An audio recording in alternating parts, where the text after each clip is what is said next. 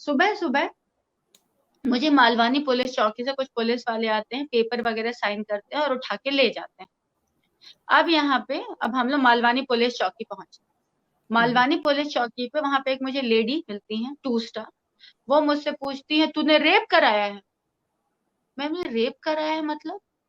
क्योंकि उस समय ऑन गोइंग मैटर क्या चल रहा है न्यूज में मुझे कुछ नहीं पता था। मैं पुलिस कस्टडी में थी, तो मेरे पास इंटरनेट मोबाइल कोई एक्सेस नहीं था। तो मैंने पूछा रेप किसका हुआ है और मैं कैसे रेप करा सकती हूँ? बोले नहीं, तूने रेप कराया है, हम लोग को पता है, लेकिन तू बता सब। तो मैंने पूछा बट रेप हुआ किसका है? बोले तुझे नहीं पता। मैंने कहा मैम सीरियसली मुझे नहीं पता, क्योंकि ऐसा कोई रेप हुआ ही नहीं है, और बॉम्बे जैसे शहर में रेप कैसे होगा? बोले ठीक है, कल हम लोग कोर्ट में बात करते हैं। मैंने कहा ठीक है। सेकेंड डे मैं कोर्ट में जाती हूँ, मुझे कोर्ट में खड़ा करते हैं, हॉलीडे कोर्ट था। तो वहां भी कुछ नहीं पूछा जाता। वहां पे सिंपली साइन होता है, पीसी मिलेगी, जेसी मिलेगी, पीसी बोल करके आपको फिर ले आते हैं यहाँ पे पुलिस स्टेशन। मैं वहां पे 2 स्टार से मिलती हूँ और 3 स्टार से भी। मैंने पूछा कि सर जो लड़की रेप केस लगा रही है वो कौन है, मुझे बताओ तो सही। बोले उसका नाम ये है। नाम हम लोग नहीं ले सकते विक्टिम का। तो पहले मुझे क्लिक ही नहीं हुआ कि वो लड़की कौन है, क्योंकि कोई भी आर्टिस्ट से मेरी डायरेक्ट डील होती ही नहीं है। कोऑर्डिनेटर उनको बुलाते हैं, कोऑर्डिनेटर उनके साथ पेमेंट की बातें करते हैं, स्क्रिप्ट की, सीन की, सबकी। तो मैंने कहा सर जो भी आप उसे प्लीज बुला लो, मुझे बात करनी है, मुझे जानना है कि वो कौन है। बोले ठीक है। सेकेंड डे उस लड़की को पुलिस स्टेशन में बुलाया जाता है, और जब मैंने उस लड़की को देखा तो I was literally in shock. तुमने केस लगाया है? बोली हाँ। मैंने तुम्हारा रेप कब हुआ? बोली मैम आपके सेट पे मेरा कई बार रेप हुआ है। मैंने शूटिंग सेट पे? बोली हाँ। मैंने कहा शूटिंग सेट पे रेप होता है क्या? बोली हाँ मेरा तो हुआ है। तो वहां पे जो आयो है उन्होंने अपना मोबाइल कैमरा ऑन किया और टेबल में रख दिया और हम दोनों को आमने सामने बैठा दिया। मैंने बोला देखो पूरे शूटिंग का फुटेज है मेरे पास, क्योंकि शूट के पहले तो तुम मुझे मिली नहीं हो, शूट के बाद भी तुम मुझे नहीं मिली हो कि तुम ये कह सको कि बंद दरवाजे के पीछे तुम्हारा रेप हुआ। तुम ये कह रही हो कि शूटिंग सेट पे तुम्हारा रेप हुआ है, जहाँ पे 3-3 कैमरे का सेटअप था, ये काफी बड़ा। शूटिंग लोकेशन, गहना जी ये शूटिंग लोकेशन भी आप थोड़ा रिवील करेंगे, ये शूटिंग कहाँ पे होती थी? देखिए शूटिंग कहीं भी हो सकती है जिस हिसाब से सीन हो। नहीं अब नहीं, ये अगर जो मुझे महिला जो महिला आपके ऊपर रेप का आरोप लगा रही थी, उन्होंने कौन से लोकेशन पर मतलब ये किया कि इस लोकेशन? मडालैंड में, मडालैंड है वहां पे मडालैंड एक के बंगलो, बंगलो। हाँ ठीक ठीक। मडालैंड के बंगलो का। ठीक है। हम्म हम्म। और उस मडालैंड के बंगलो में कम से कम भी तो 5 एंट्रेंस है, 5 एग्जिट डोर है। काफी हम्म। बड़ा बंगलो, सारी जगह से क्या ओपन है, क्या हर क्या जगह। ये वही बंगलो है जो जहां से वो लोग भी जिनको गिरफ्तार किया था पुलिस ने 4 तारीख को? हाँ exactly same bungalow. Hmm but ये जो मुझे शूट की बात हो रही है, जिस दिन का रेप केस ये बोल रही है, वो 1.5 महीने पुरानी की बात थी, 1.5 महीने ओके। पुरानी बात थी। हम्म हाँ। हम्म तो मैंने पूछा कि देखो मेरे पास पूरा शूट का फुटेज है, A to Z पूरा रॉ फुटेज है, मॉर्निंग से इवनिंग के शूट का। मैं पूरा फुटेज दिखा दूंगी। और पेमेंट ट्रांजैक्शन है जो तुम्हारी है, जो तुमने पैसे लिए हैं। कोई इंसान रेप का करवाने का पैसा तो लेता नहीं है। और मेरे शूट पे तुम डांस कर रही हो, वो पूरा फुटेज है, वीडियो एनओसी है और प्रमोशनल वीडियो है। और उसके बाद शूट के बाद इसने मेरा नंबर कोऑर्डिनेटर से ले लिया था, और उसमें इसके मोबाइल में सारी चैट है, जिसमें इसने लिखा है कि ma'am it was lovely working with you, आपके साथ काम करके बहुत मजा आया, प्लीज मुझे दोबारा काम दीजिए। तो मैंने कहा रेप करवाने के बाद कोई ऐसे मैसेजेस करता है क्या? या रेप करवाने का कोई पैसा लेता है? या रेप करवा के कोई प्रमोशनल वीडियो देता है? या रेप करवा के कोई एनओसी वीडियो देता है? और जिस दिन की तुम डेट बोल रही हो उसके बाद रोज के तुम्हारे टिकटॉक वीडियोस हैं, जिसमें तुम रोज नाच रही हो।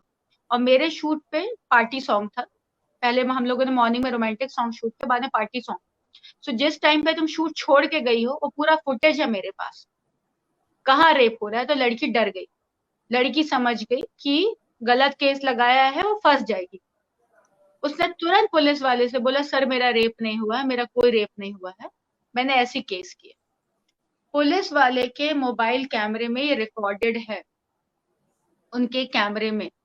मैंने कहा सर अभी आप इसका मोबाइल छीनो और अभी इसको ना आप मेडिकल के लिए लेके जाओ। वो लड़की सेकंड फ्लोर से भाग के नीचे जाती है, 2 WPC उसको उठा के ऊपर लेकर आती है। वो फिर भागती, उसको फिर लेकर आते हैं। सिर्फ जबरदस्ती केस बनाने के लिए मेडिकल में जाती है, कहीं कुछ नहीं मिलता, कहीं कुछ नहीं, पेमेंट ट्रांजैक्शन पूरा फुटेज सब कुछ क्राइम ब्रांच वालों के पास। मैंने सब देखा। मुझे एक लॉजिक वाली बात बताइए, आपने इसके पहले मी टू मूवमेंट सुना होगा, आपने कास्टिंग काउच सुना, आप इतने समय से फिल्में देख रहे हैं, क्या आपने कभी सुना है कि किसी लड़की का शूटिंग सेट पे रेप हो? नहीं नहीं नहीं, शूटिंग बताइए। सेट पर बहुत सारे लोग होते हैं, वहां पर कई कैमरा होते हैं, लोग होते हैं, वहां पर डायरेक्टर होते हैं, तो तो रेप तो हो नहीं सकता।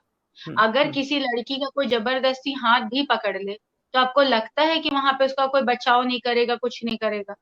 तो हो नहीं सकता। क्या कोई लड़की रेप करवाने का पैसा लेगी? क्या वो रेप करवाने के बाद एनओसी वीडियो, प्रमोशनल वीडियो और डांस करेगी? Gang rape.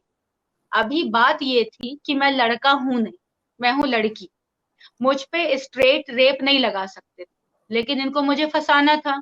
अगर वहां पे मेरी जगह कोई लड़का होता तो ये लोग स्ट्रेट 376 उस पे लगा के उसको अंदर डाल देते, क्योंकि एक आदमी एक लड़की को रेप कर सकता है, but a woman can not rape a woman. But चूंकि मुझे इन्हें फंसाना है किसी भी हाल में, तो इन्होंने 376 डी लगाया, जो कि एक्चुअली बहुत बड़ी कलम है, बिगर देन 302। 376 डी का मतलब है गैंग रेप, जो कि कभी नहीं हुआ। अभी मुझे वहां पे बोला जाता है, उन्होंने मुझसे कुछ चीजें बोली, मैं भी नहीं रिवील करूंगी, it's too early to do that. But उसके बाद मुझे ऐसा लगा कि विद इन अ वीक और 10 डेज में बाहर आ जाऊंगी, क्योंकि पुलिस वालों के पास कोई प्रूफ नहीं है जो स्टेटमेंट वो दे।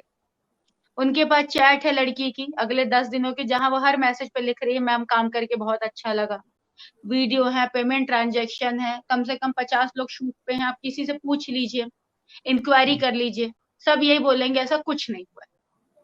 बट चूंकि मेरे को फंसाना था, उन्होंने किसी की इंक्वायरी नहीं की, किसी को नहीं बुलाया। मैं जब जेल के अंदर थी तो मेरा किसी के साथ कोई एक्सेस तो था नहीं, मुझे कुछ पता चल नहीं रहा था, तो मुझे लगा शायद इन लोगों ने केस लगाया है तो कुछ तो इंक्वायरी की होगी। जब मैं बाहर निकलती हूँ तो मुझे उन एक्टरों के मैसेज आए कि मैम आप ठीक हैं, मैम आप कैसे हो, बहुत दुख हुआ। तो मैंने पूछा कि क्या तुम्हें कोई इंक्वायरी के लिए बुलाया गया था किसी को? बोले नहीं मैम।